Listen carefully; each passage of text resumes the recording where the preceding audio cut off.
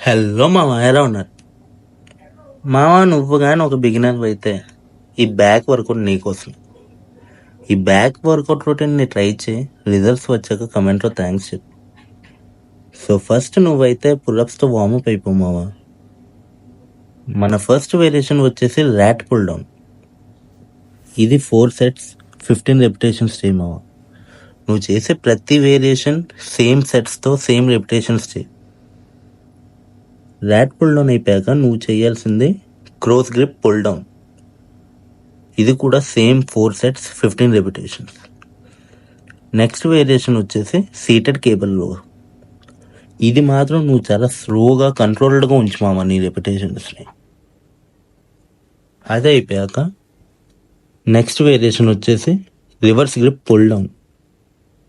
ఇది కూడా నీ వర్కౌట్ని స్లోగా చాలా కంట్రోల్గా ఉంచు మామ నీ రెపిటేషన్స్ని. ఈ బ్యాక్ రొటీన్ అయితే ట్రై చేయి, మంచి పంప్ అయితే చూస్తావు.